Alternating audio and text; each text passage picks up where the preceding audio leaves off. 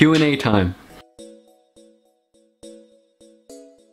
Hey guys, I'm here. Welcome to ModernScents. This is a channel where I do fragrance reviews, top 10s, house reviews, and much more. So if you're new to this channel, consider subscribing. So for today's video, I'm going to be answering some of you guys' questions from my last Q&A video that I posted about a week and a half, 2 weeks ago. And also going to be announcing the giveaway winners at the end of this video as well. So stay tuned for that if you've entered it. So with that said, let's get on to it. Which question number 1. Barney Johnson said, my question is best fragrance or fragrances compared to price, niche or indie, e.g. a fragrance that you were surprised about how high quality it was. Well, anything from Natural Teller, guys. They are niche quality but designer price, cost about $60-$70 but smell like they're worth double that. Second question they asked, my question is when you spray your fragrance, where do you normally spray and how many shots? Well, since I'm not wearing anything right now, let me show you guys. Now if it's something really like this Bleu Chanel right here, I just go anywhere between 5 to 6 sprays and I'll spray like so. I'll spray one here, one here, one here, 5 and 6. 6 sprays. And if you know Bleu Chanel, if you wore Bleu Chanel before, 5 or 6 is not a lot of sprays. But if it's something more heavy like Fève Délicieuse, I only go 2 to 3 sprays max, and here, and here would be where I spray it. No more than that because that would be completely cloying. Question 3 to ask, what 5 fragrances are must-have like for every occasion / season? Well, I don't have 5, but I have 3 that are must-have for me, and the first one is Zero Mountain Water by Creed. Second, Bleu Chanel. Oliver Font, of course, very versatile designer fragrance. This is a very versatile niche fragrance, both all occasion. And this third one is Under the Rain by Natural Teller, also a very versatile fragrance. And as an added plus, all these 3s get amazing reaction, by the way, both at work and on dates, just any occasion at all. These are very pleasing and the people around you will definitely appreciate them. Next question, Ruben asked, with having so many fragrances in your collection, do you get to wear them all or do you basically stick to your favorite ones and forget about the other fragrances? Well, I think as a fragrance reviewer, I'm always kind of testing out fragrances, so I do wear most of my collections, I guess, if I'm testing them on that day, but I really don't know. I rotate through a lot in my collections. I wear most of them. Certainly not all of them, but I'm always constantly changing every day. Next question from Conrad, he asked, at what age did you start getting into fragrances?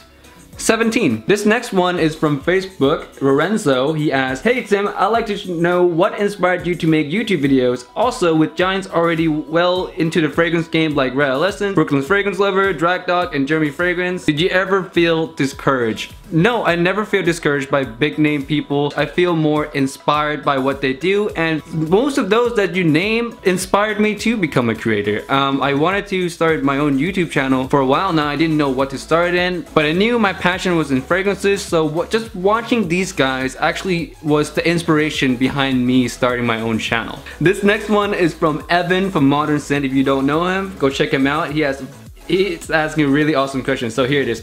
If you could work as a creative director for any brand, which would it be and what would be the idea for your first release? This is a really tough one and I pondered on this one and I came up with this answer. And my answer is, of course, my favorite house, the house of Matriarch. And the first fragrance that I would release would be something that's inspired by the snow and like not like the refreshing like Zero Mountain Water type snow. It's gonna be something that's really like piercing, like cold piercing air, like really reminiscent of where I am. Piercing, cold, attention grabbing, yet natural and sophisticated. I was trying to think of notes for this. I'm not great at that, so I haven't really come up with any notes, but that would be my general idea. And the reason I pick House of Matriarch is because they do a lot of natural smelling, like anything that's like involving nature very well.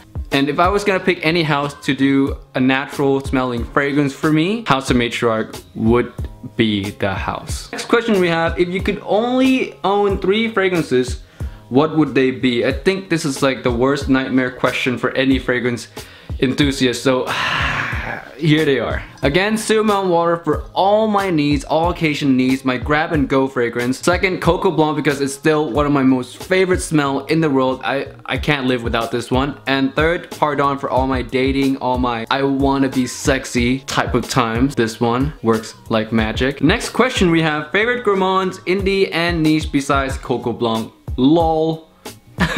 Lignum Vitae by Beaufort. Next question from Lucky Fish Noodle. She asks, what are your favorite fragrances on a lady? From the designer side, I like Tres Orlando Eat by Lancôme. I fall head over heels over that one. Ever since the first sniff, I was like, this is the sexiest designer smell in the whole galaxy. I cannot get enough of it. It's just so good. And from the niche side, Hummingbird by Zoologist, still one of the most beautiful smell I've ever smelled. Not so much sexy, but more really pretty, really beautiful and elegant. Definitely do check this one out. Hey, next question is from my friend Theharvardboy, Derek. He asks, need to know, what was your first fragrance? And what's a hype fragrance that you don't see the hype in? Now, my first fragrance is actually from Abercrombie & Fitch, and this one is called Woods. Now discontinued, but I believe is one of the best fragrances ever released by Abercrombie & Fitch, and one of the best ever designer fragrances that I have ever smelled. Now for a second question is this one. I don't see the hype in this one at all, mainly because I don't really like to smell myself.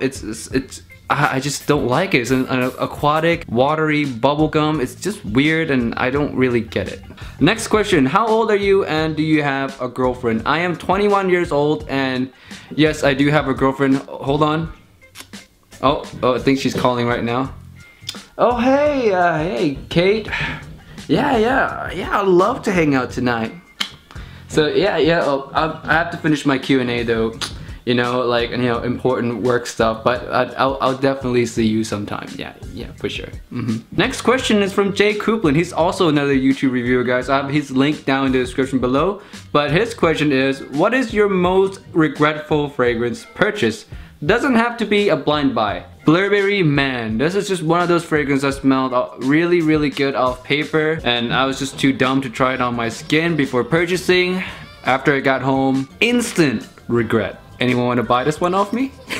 From Lamez. Who are the YouTubers that influenced you to start reviewing? Well, ones who got me started interested in fragrances in the first place was Jeremy Fragrance and Steven from Redolessence, and the people who really drove it home for me, that really inspired me to become a curator myself, is Manny from Cascade Scent with this like kind of modern style, fast-paced editing, and Peter from FragranceView with his kind of artistic view and overwhelmingly honest opinion. Next question from Timothy. What's your favorite fragrance release from 2016? Kasimi by the House of Matriarch. Super regret not getting a full bottle because this will run out for sure. The next question from my friend Abai.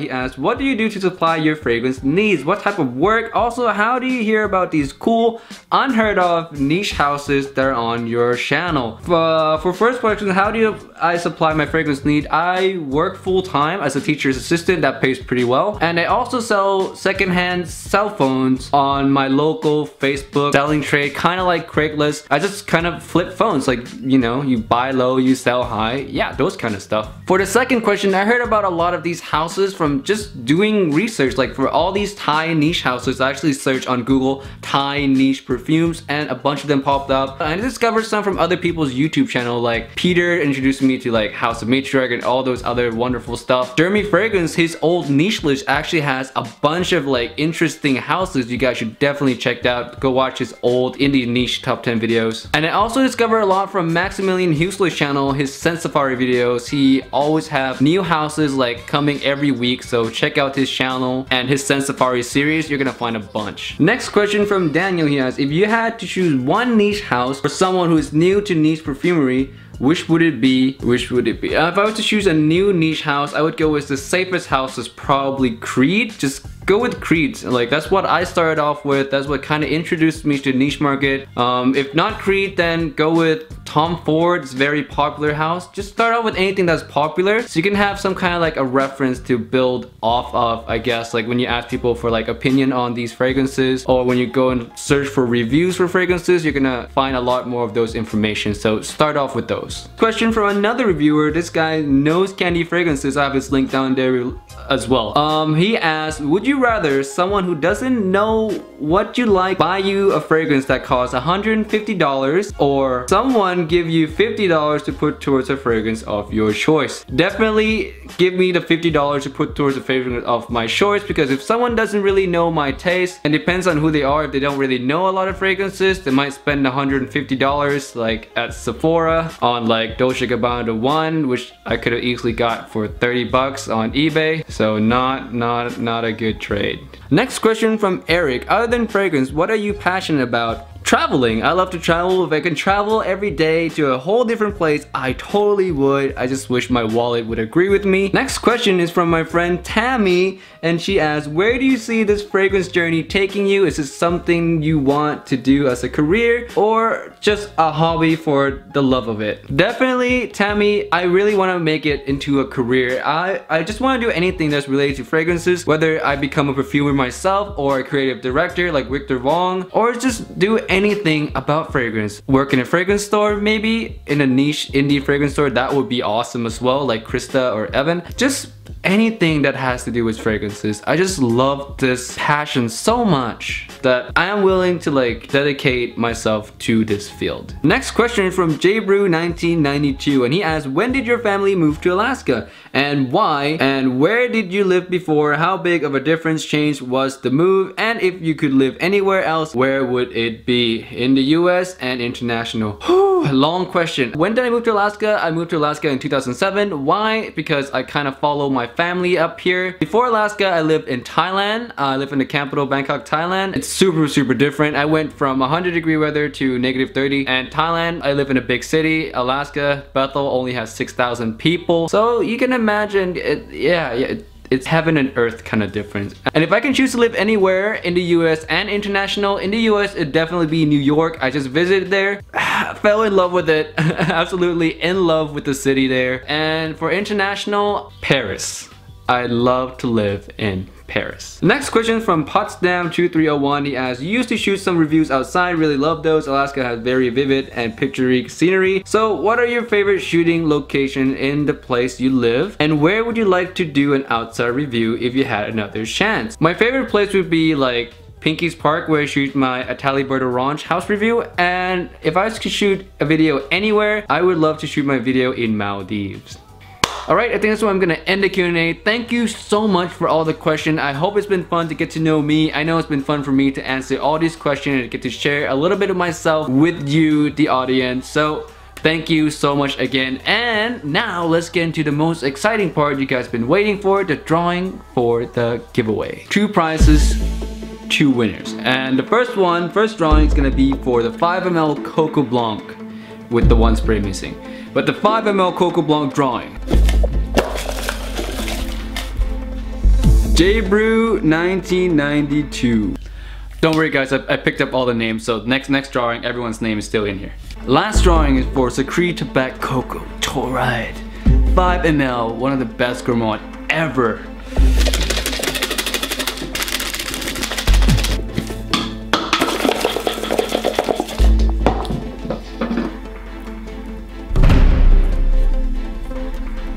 Baron N. Congratulations on both the winner, guys. Please email me your shipping address at this email right here, and I'll get right back to you as soon as possible. Thank you again for participating. Thanks for watching this video the whole way through, guys. And I'll see you guys in another one. Bye.